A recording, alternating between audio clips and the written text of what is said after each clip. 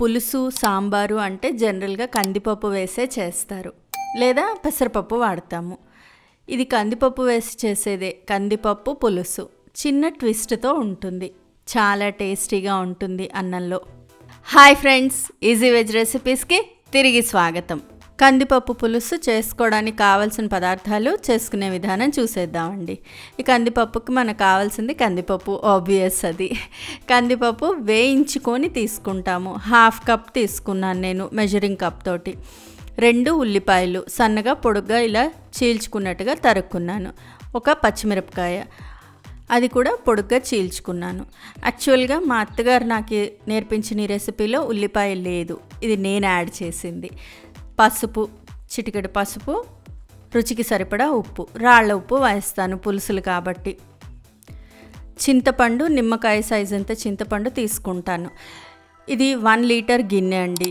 So 1 litre నీళ్లు పడతాయి కాబట్టి నేను నిమ్మకాయ సైజ్ అంత చింతపండు తీసుకుంటాను.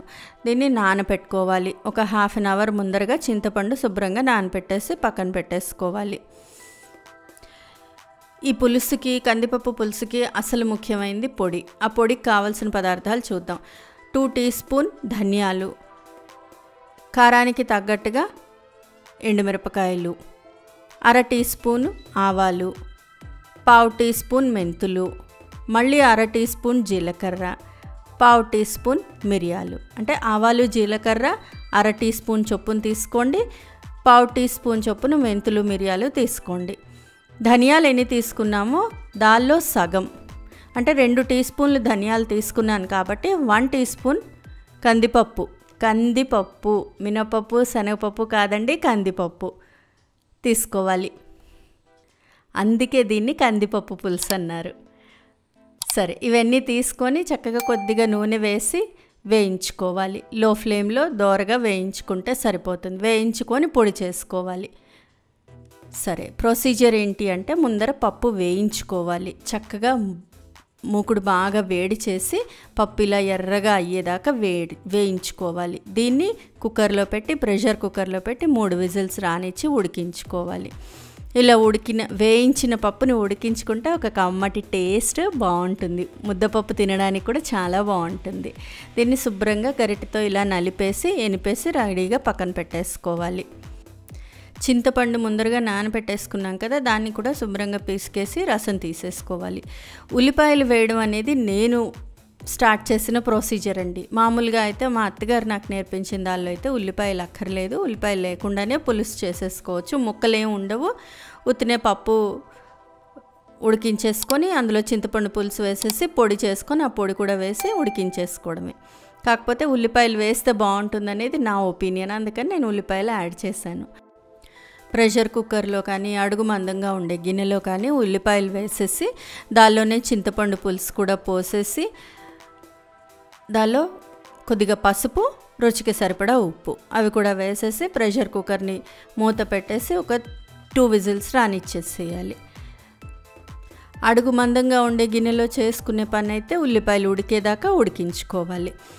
కుక్కర్లో అయితే కొంచెం త్వరగా అవుతుంది కాబట్టి అలా చేసేసుకుంటే సరిపోతుంది. 2 విజిల్స్ రానిస్తే తర్వాత స్టవ్ మీద బాణలి పెట్టి దానిలో కొద్దిగా నూనె వేసి, ఒక 1/4 టీ స్పూన్ నూనె వేసి, నూనె వేడెక్కిన తర్వాత పొడికి కావాల్సిన పదార్థాలు ధనియాలు, ఎండుమిరపకాయలు, కందిపప్పు, ఆవాలు, మెంతులు, జీలకర్ర, మిరియాలు ఇవన్నీ వేసి వేయించుకోవాలి. లో ఫ్లేమ్లో పెట్టి చక్కగా దోరగా వేయించుకోవాలండి.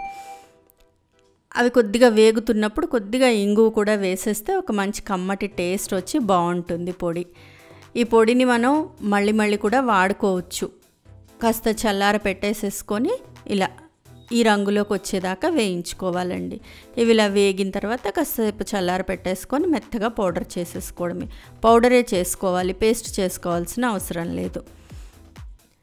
ఈ పౌడర్ రెడీ అయిపోయేటప్పటికి మనకి కుక్కర్లో ఉల్లిపాయలు కూడా ఉడికిపోయి ఉన్నాయి చూడండి. దీన్ని మళ్ళీ ఒకసారి స్టవ్ వెలిగించి ఒకసారి ఉడికినివ్వాలి. ఒక 2 నిమిషాల పాటు ఉడకనిస్తే సరిపోతుంది. ఉడికిన తర్వాత పౌడర్ చేసి పెట్టుకున్న ఆ పౌడరు, ఇది మనకి పౌడర్ ఇంచుమించుగా నాకు ఒక 2 టేబుల్ స్పూన్ దాకా వచ్చింది. పౌడర్ అంతా వేసేసి ఒకసారి బాగా కలుపుకోవాలి. ఎక్కడ ఉండ కట్టకుండా చూసుకుంటూ కలిపేసుకోవాలి. లో ఫ్లేమ్లోనే పెట్టి దీన్ని శుభ్రంగా ఉడకనివ్వాలి. తర్వాత పప్పు ఉడికించి ఉంచుకున్నాం కదా, పప్పు కూడా వేసేసి కలిపేసి హై ఫ్లేమ్లో పెట్టేసుకోండి. చక్కగా కళాపెళామని ఉడికిపోతుంది. ఇది సాంబార్ లాగా మూకుడులో చేసుకున్నా కూడా బాగుంటుంది కందిపప్పు పులుసు. నేను ఇవాళ చిన్న కుక్కర్లో చేసేస్తున్నాను త్వరగా అయిపోవాలని. ఇలా కూడా బాగుంటుందండి. ఇలా బాగా ఉడకనివ్వాలి. చూడండి, ఇంత కళాపెళామని ఉడకాలి పులుసు, అప్పుడే టేస్ట్ చాలా బాగుంటుంది. ఇది ఉడుకుతున్నప్పుడు చిన్న మూకుడులో నూనె వేసేసి, నూనె బాగా వేడెక్కిన తర్వాత ఆవాలు, జీలకర్ర, ఎండుమిరపకాయలు, తాలింపు దినుసులు అవి వేసి కొంచెం ఇంగువ వేసేసి పైన కరివేపాకు, కొత్తిమీర కూడా వేసి ఈ తాలింపుని పులుసులో వేసేసి సర్వ్ చేసేసుకోవడమే. ఇంతే. ఇది వేడివేడి అన్నంలో చాలా బాగుంటుంది ఫ్రెండ్స్. ఇంతేకాకుండా సాంబారు, పెసరపప్పు పులుసు, ఆవు పులుసులు లింక్స్ కింద డిస్క్రిప్షన్లో ఇస్తానండి, చూడొచ్చండి. ఫ్రెండ్స్, ఈ రెసిపీ మీకు నచ్చినట్లయితే మీరు ట్రై చేయండి. మీ ఇంట్లో వాళ్ళకి టేస్ట్ చేసి చూపించండి. ఎలా వచ్చిందో నాకు కామెంట్ బాక్స్లో కామెంట్ చేయండి. ఫ్రెండ్స్, ఈ వీడియో మీకు నచ్చినట్లయితే ప్లీజ్ లైక్ చేయండి, షేర్ చేయండి. ఛానల్ సబ్స్క్రైబ్ చేసుకొని వాళ్ళు ఛానల్ సబ్స్క్రైబ్ చేసుకోండి. ఆ బెల్ ఐకాన్ క్లిక్ చేయడం మాత్రం మర్చిపోకండి. మరో మంచి రెసిపీతో మళ్ళీ మీ ముందుంటాను. అంతవరకు సెలవు మరి. బాయ్.